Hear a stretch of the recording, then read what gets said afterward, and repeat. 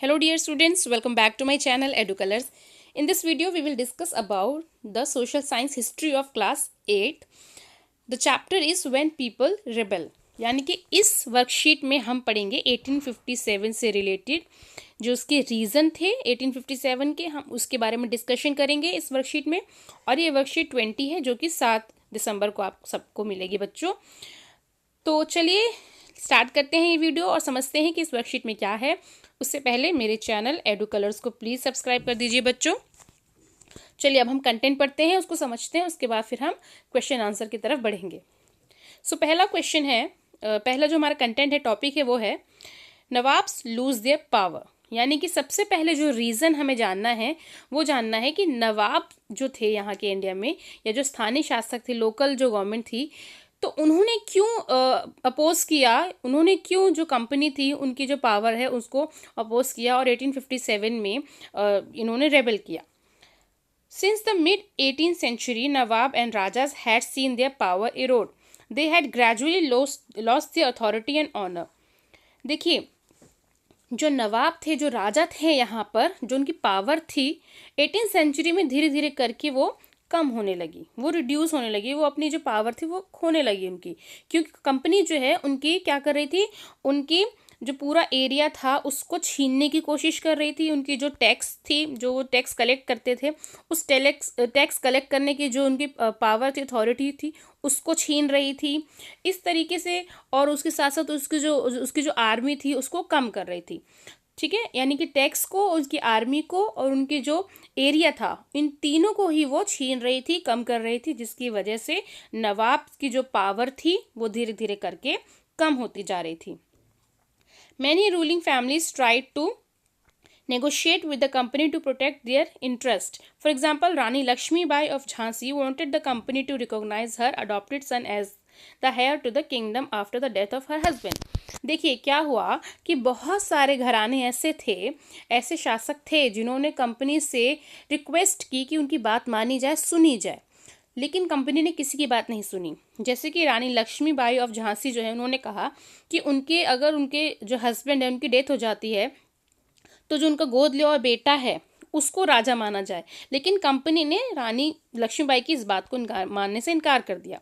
ठीक उसी तरीके से जो नाना साहब थे, जो कि पेशवा बाजीराव द्वितीय के एक वो भी गोद लिए बेटे या माने गए बेटे थे, उन्होंने कहा कि जो पेंशन उनके पेशवा बाजीराव द्वितीय को मिलती है, उनकी मृत्यु के बाद वो पेंशन जो है नाना साहब को मिलनी चाहिए। लेकिन कंपनी ने उनको भी पेंशन देने से मना कर दिया, किसी तरह की पावर अथॉरिटी देने से मना कर दिया। तो कंपनी ने रानी लक्ष्मीबाई और नाना साहब के इन दोनों जो भी निवेदन थे, रिक्वेस्ट थे, उसको मना कर दिया, जिसकी वजह से जो ये वाले एरिया थे, जिन नाना साहब का जो एरिया था, इन्होंने जमकर भाग लिया था। रानी लक्ष्मीबाई के बारे में तो सारे बच्चों को पता होगा, बच्चे बच्चे को पता होगा कि उन्होंने कितने अच्छे से वीरगति को प्राप्त हुई थी। वो मतलब पूरा उन्होंने 1857 को कितने अच्छे से मैनेज किया था झांसी में। तो ये सारी चीज़ें हमें सबको पता है।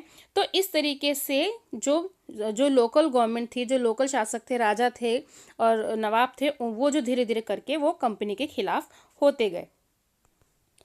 और जो धीरे धीरे करके उन्होंने भारतीय जो स्टेट्स हैं उनको जो अपने अंडर करना शुरू किया, तो अवध जो था वो उसमें सबसे लास्ट था जिसकी उसने टेरिटरी को एनेक्स्ड कर लिया, यानी कि अपने हड़प लिया। इन 1801 a subsidiary alliance was imposed इन अवध। अवध में ये कहकर अवध को जो है वो हड़पा कि अवध का जो शासन है, जो गवर्नमेंट चल रही है, वो ठीक तरीके से नहीं चल रही है, तो हमें दे दो, हम गवर्नमेंट को, यहाँ की अवध की गवर्नमेंट को अच्छे से चलाएंगे। और ये कहकर डलहौजी ने वहाँ की टेरिटरी को मिस गवर्नमेंट, यानी कि ढंग से नहीं चला रहे हैं, ये कह के अपने कब्जे में कर लिया। और इस तरीके से उन्होंने यहाँ के लोगों, अवध के लोगों पर अपना अधिकार जमाया। अब क्या किया कंपनी ने धीरे धीरे करके मुगल जो डायनेस्टी है उसको भी खत्म करने का प्रयास किया। मुगल डायनेस्टी को भी उन्होंने सोचा कि इनको भी जड़ से ख़त्म कर दिया जाए। उसके लिए उन्होंने क्या पॉलिसी अपनाई कि जो कंपनी है वो सिक्के जारी करती थी, ठीक है ना, वो कॉइन्स छापती थी। तो उस कॉइन्स में जो मुगल किंग होते थे उनके जो नेम थे वो मेंशन किए जाते थे, छापे जाते थे। उन्होंने उसको बंद करवा दिया। उसके बाद 1849 में गवर्नर जनरल डलहौजी ने क्या बोला कि जो बहादुर शाह जफ़र है, बहादुर शाह जफ़र सेकंड, ये आखिरी मुगल बादशाह थे, बहादुर शाह जफर सेकंड ज़रूर याद रखिएगा, द्वितीय, ठीक है। बहादुर शाह जफर सेकंड जो थे, उनकी डेथ के बाद डलहौजी ने बोला कि उनकी डेथ के बाद जो उनका परिवार है उनको लाल किले से हटाकर दिल्ली में कहीं और फिक्स कर दिया जाएगा, स्थापित कर दिया जाएगा, मतलब लाल किला खाली करवा दिया जाएगा, जो कि शाहजहां के बाद से सारे मुगल डायनेस्टी जो है वहीं चल रही थी। तो लाल किले को खाली करवाने की बात डलहौजी ने की।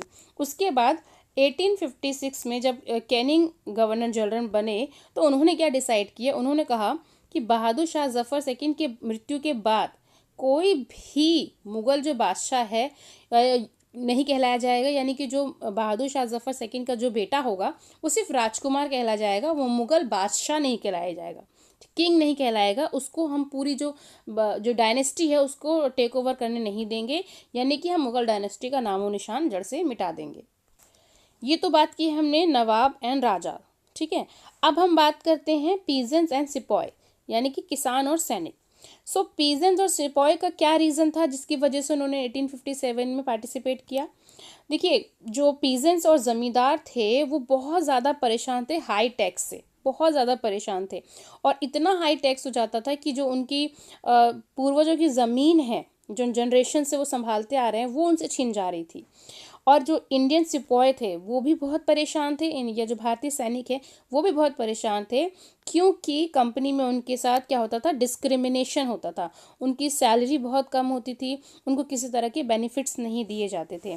इसके अलावा यहाँ पर जो उनकी रिलीजियस सेंटिमेंट्स थे, यानी कि धार्मिक भावनाएं जिसे हम कहते हैं, भारतीय सैनिकों की धार्मिक भावना, यानी कि जो उनके रिलीजियस सेंटिमेंट्स थे उनको हर्ट कर रही थी बार बार। कंपनी क्या कर रही थी, कंपनी ने बोला कि अगर आपको युद्ध लड़ना है तो आपको क्या होगा, आपको समुद्र पार करके अगर जाना पड़ेगा, अगर हम बोलते हैं तो आपको समुद्र पार करके जाना पड़ेगा। लेकिन भारतीय अगर हम देखें तो उस समय इंडियन जो रिलीजियस कल्चर चल रहा था उसके अकॉर्डिंग कोई भी सैनिक जो है वो समुद्र पार करके लड़ने नहीं जाएगा, मतलब ये गलत बात मानी जाती थी, अपशगुन माना जाता था उस टाइम पे। तो इस वजह से भारतीय सैनिकों ने मना कर दिया। तो कंपनी ने बोला अगर कोई भी इंडियन सिपॉय अगर वो मना करता है, डिनाइड करता है इस बात को कि मैं नहीं जाऊंगा क्योंकि ये मेरी भावना, मेरे रिलीजियस सेंटिमेंट्स के अगेंस्ट है, तो हम उसको जॉब से निकाल देंगे और वो सेना में भर्ती नहीं हो सकता। इस वजह से जो इंडियन सिपॉय थे वो कंपनी के खिलाफ हो गए। और बहुत सारे रीज़न थे, छोटे छोटे और भी बहुत सारे रीज़न, जिसकी वजह से जो लोग जो है वो कंपनी के खिलाफ हो गए। कुछ जो सिपॉय थे वो पहले किसान थे, यानी पीजेंट्स थे, वो अपना काम छोड़कर वो सेना में भर्ती हुए थे, और इस वजह से वो जानते थे कि किस तरीके से सिपॉय और अगर किसान, अगर आप, क्योंकि उनकी फैमिली जो है एज अ सिपॉय, जब वो जब पीजेंट थे तो अपने गांव को छोड़ के आए हैं, अपने फैमिली को छोड़ के आए हैं, तो उनका वो दर्द पता था। तो इस वजह से सिपॉय और पीजेंट ने मिलकर इस जो क्रांति हुई है, जो 1857 की रिवॉल्ट हुई है, इसमें बढ़ चढ़ कर भाग लिया था। अब क्या हुआ कि जो यहाँ की बिल्कुल आम जनता थी, जो बिल्कुल इंडियन सोसाइटी के जो लोग थे, उनको क्या लगा कि उनको लगा कि जो ब्रिटिशर्स हैं वो ऐसे ऐसे लॉ ला रहे हैं, लॉज कानून ला रहे हैं, जिससे कि जो इंडियन सोसाइटी है वो उनको चेंज करना चाह रहे हैं, इंडियन एजुकेशन सिस्टम को चेंज करना चाह रहे हैं। फॉर एग्जाम्पल, एक लॉ ऐसा पास किया कंपनी ने जिसके तहत जो यहाँ पर ईसाई मिशनरी हैं वो यहाँ पर आके प्रॉपर्टी खरीद सकते हैं, ठीक है, पैसा कमा सकते हैं। या ईसाई मिशनरी का मतलब है जो ईसाई धर्म को फैलाने के लिए यहाँ पर आया इंडिया में। और इसके अलावा जो सती प्रथा थी, जो प्रैक्टिस ऑफ सती थी, उसको बंद करवा रहे थे। जो विडो री मैरिज है उसको प्रमोट कर रहे थे कि जो विधवा है वो दोबारा शादी कर सकती है। इंग्लिश लैंग्वेज को प्रमोट कर रहे थे और उसकी एजुकेशन को प्रमोट कर रहे थे। और 1850 में एक नया लॉ लेके आए कंपनी, उन्होंने भारतीय से बोला कि अगर आप क्रिश्चियनिटी को अपनाते हैं, ईसाई धर्म को अपनाते हैं, तो आपकी जो पुरानी ज़मीन है, आपके जो जनरेशन्स आपके पुरखों की है, उसको अगर जो आपको हड़प ली गई है, हम उसको आपको वापस कर देंगे, इफ़ यू एक्सेप्ट क्रिश्चियनिटी, अगर आप क्रिश्चियनिटी ईसाई धर्म को अपनाते हैं तब। तो बहुत से इंडियंस को ऐसा लगा कि जो कंपनी है वो उनकी रिलीजन्स को, उनकी सोसाइटी को डिस्ट्रॉय कर रही, ठीक है, ख़त्म कर रही है, उनके कस्टम, सोशल कस्टम्स को, उसको उस पर प्रहार कर रही है, उसको चोट पहुंचा रही है। तो इस वजह से बहुत सारे जो लोग हैं इंडियन, जो बिल्कुल सोसाइटी में जो जुड़े लोग हैं, उन्होंने कंपनी के खिलाफ होकर 1857 में रिवॉल्ट में भाग लिया। चलिए अब चलते हैं क्वेश्चन आंसर की तरफ। So first question is, why was the freedom of local rulers getting reduced? यानी कि यहाँ के जो लोकल रूलर्स थे उनकी शक्ति कैसे कम होती जा रही थी। They had gradually lost their authority and honour, वो अपनी सत्ता और अपना सम्मान गंवा रहे थे।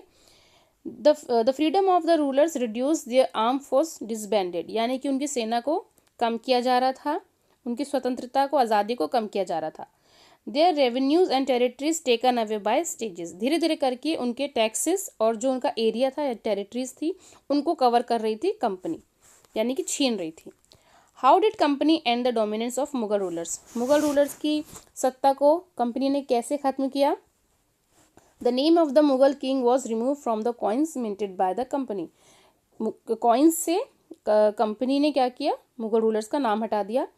और उसके बाद जो सेकंड पॉइंट है, इन 1849 governor general Dalhousie announced that after the death of Bahadur Shah Zafar II, the family of the king would be shifted out to the Red Fort and given another place in Delhi to reside in. और जो governor general Dalhousie था उसने 1849 में बोला कि जो भी लाल किले में जो लोग रह रहे हैं, राजा रह रहे हैं, बादशाह रह रहे हैं, बहादुर शाह जफर सेकंड की मृत्यु के बाद उसको खाली करा दिया जाएगा।